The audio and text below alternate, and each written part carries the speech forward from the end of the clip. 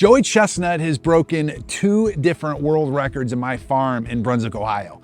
I got a chance to sit down with him and really talk about how the world's #1 competitive eater stays strong physically and mentally.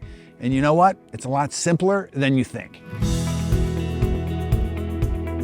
Hey, it's Clement here. We're remote out of studio today. Very special episode. I'm with Joey Chestnut, the world's #1 ranked competitive eater. And we're at Mapleside Farms, which is a 146-acre apple orchard right outside of Cleveland, Ohio. We're about to compete actually as a team against you in the Apple Cider Donut World Championships. So you better be ready, brother. Oh my God, I'm gonna push it. You guys look hungry, but I'm feeling good. Okay, Joey was here 10 years ago. You're 39 now. So when you were 29, we invited you to participate in the World Apple Pie Eating Championships. And we had, I think, 6 of the top 10 competitive eaters in the world. You were #1 and you won. You set a world record. You 13? I think 13 pounds in 13 and a half or 8 minutes minutes of pie in 8 minutes. It's like 4.5 of our big pies. For comparison's sakes, I did 1/2 of one pie. So I did about a half a pound. So you did almost 10 times what I did, which anytime you get to hang out or spend time with somebody who's considered, or really not even considered, but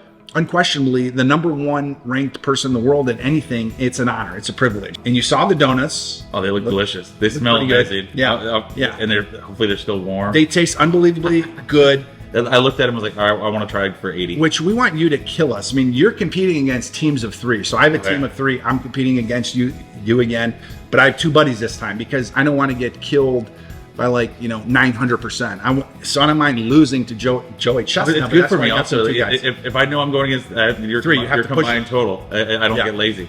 Let's back up.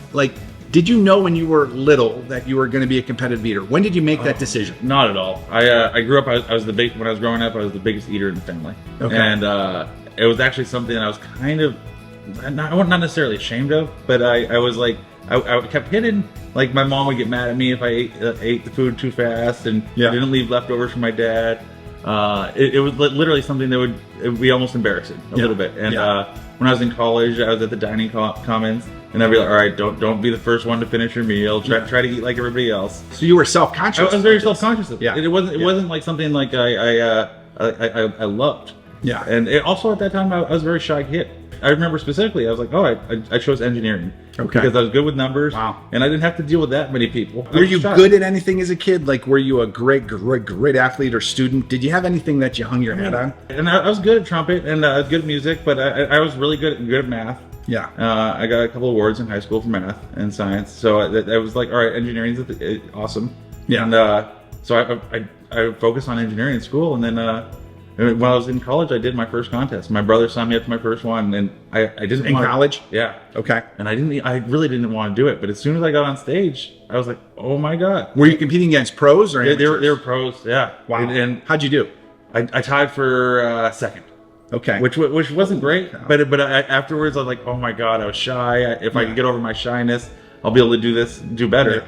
And I was also, as soon as I got on stage, I was like, oh, I don't have to hold back. I don't have to be ashamed of this thing. No, because it's a skill. It's like an ability. And then I was able to embrace it and then perfect it. And it's been a fun ride. Yeah. Yeah.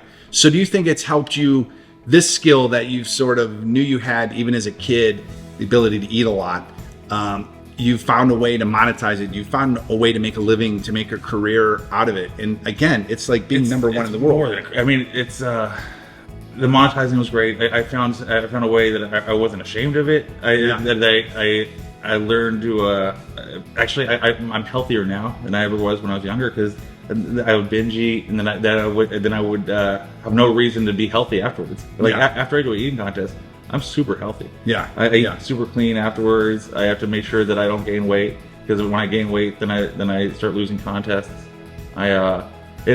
Doing this contest, I never imagined that I'd like meeting people. Because I was so shy, but it helped me get over my shyness, and now I meet happy people, and here I travel around, and that's one of the best parts is meeting people and learning their stories. Yeah. And, it's really opened up some doors for me. How did you overcome fear? Was it just the unique ability that you recognized, or when did you let fear stop you from doing what you're doing? baby steps. I started doing the contests, and I focused purely on the competition aspect, and then I started meeting people, and it was one of those things. Oh, if I'm better at the interviews, the sponsors are happier. And then also you start opening, you learn how to talk to people, and you make connections, and there's fans who tell you their stories. And I always tell myself, I never regret saying yes. If I say yes, and I can, you never know what will happen. Like, you can open up doors. And I've been really lucky with saying yes. I think the single greatest, predictor of success on this planet is one's own ability to master fear. It's not just money, it's better relationships, it's better health, it's more time, but we're comfortable doing what we know. And anytime you do something new, it's unknown. So there's the fear of the unknown. I think that's a big, negative for sure. We're intrinsically, I don't want to say, like, we're naturally, I don't want to say lazy, but we sometimes, like you said, we take path of least resistance. And sometimes when we do work, we justify being lazy, or we call it efficiency. And we like, we talk on the phone, or we text now, or instead of talking, we text.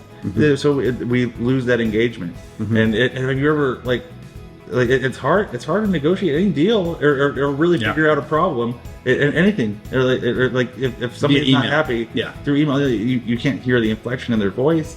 And so sometimes our efficiency, it really slows us down, and it goes with other things, like schooling in college. You choose your major, you're going down this very narrow road. And you're only you're training for these jobs. When in reality, I mean, it's a big world, and there's a lot of jobs that aren't in that narrow path. And if you're looking, if you eliminate a lot of things, it's ridiculous. The Japanese have a concept. It's called Ikigai. Have you ever heard of that? I think I have. So Ikigai is basically what you're really good at, what you love doing, and what you can be paid for, what the world will compensate you for. And it's often not mysterious. It's often just hidden, like, under an onion. You got to peel the layers back. I think broadening horizons is super important. And it just opens your eyes to things. If you see the people around you, if you're only around those people, you're going to see, you compare yourself to that small little bubble. And there's way more opportunities. How important do you think confidence is? Like, when you got on the plane, you arrived in Cleveland, how confident are you to win today? There's a fine line. Confidence, the way I see it, is knowing I can do it. And self-belief. I believe I can do it, but I still have to put in the work. I have to wake up early in the morning, drink my water, do my exercises. I can't be complacent and be like, I am the best, because you just said you have athletes on your team. You be guys who are used to pushing themselves. Competitive. And they might have their best day.